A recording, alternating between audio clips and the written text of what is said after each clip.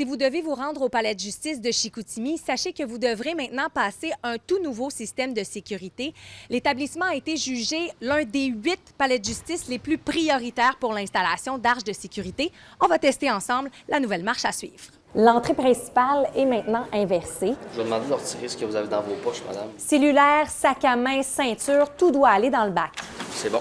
Les cases de l'avancée dans l'arche, faites un pas continu. On passe ensuite sous le portique de détection de métal.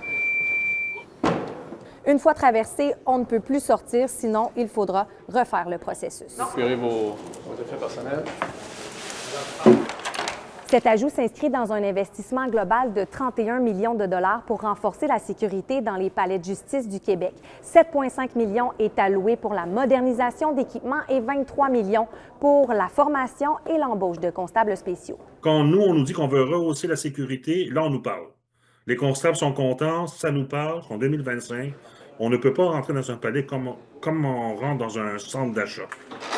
Ça augmente un peu nos tâches, mais on applaudit cette initiative, cette décision du gouvernement de rehausser la sécurité. Ces nouvelles mesures visent à assurer une paix d'esprit à ceux qui travaillent ou doivent se rendre dans les palais de justice. C'est certain que ça va être une adaptation, mais je pense que dans le contexte actuel, je pense que c'était nécessaire. Puis on a vu aussi qu'est-ce qui s'est passé là, au palais de justice de Montréal, où les constables ont saisi énormément d'objets qui étaient illégaux. Ce que je pensais ce matin, c'est nos clients qui sont toujours fumeurs, qui ont l'habitude de sortir à l'extérieur. Ça risque de causer évidemment des retards à la cour. Ces nouvelles mesures pourraient entraîner des délais supplémentaires. Il est donc recommandé aux personnes qui doivent se rendre au palais de justice de prévoir leur déplacement, question de ne pas arriver en retard à leur audience.